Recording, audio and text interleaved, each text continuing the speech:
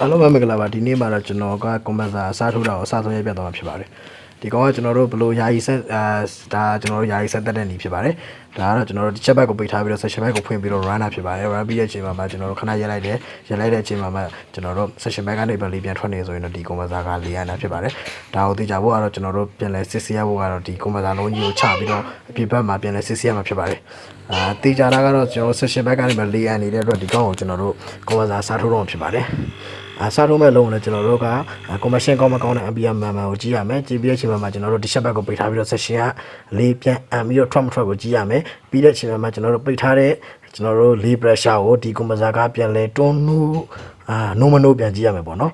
ကျွန်တော်ပြန်မောင်းပြီးတဲ့အချိန်မှာနိုးတယ်ဆိုရင်ပြန်လုပ်ပြလိုက်ပါတယ်ပြီးတဲ့အချိန်မှာရေးကြီးဆုံးအချက်ကတော့ကျွန်တော်တို့ compressor second ဆိုတဲ့အတွက်ကျွန်တော်တို့ကတော့အသစ်ပြန်ပြီးတော့စီလဲစီသွင်းလုပ်ပြလိုက်တယ်အသစ်ဆိုရင်လည်းကျွန်တော်တို့စီဖြည့်ရဲမဖြည့်ဘူးဆိုလည်းအသစ်လဲပြလိုက်တယ်ပေါ့နော်ဒါတွေအားလုံးပြီးသွားပြီဆိုရင်တော့ဒီ compressor ကိုကျွန်တော်တို့ဆက်လုပ်လို့ရပြီ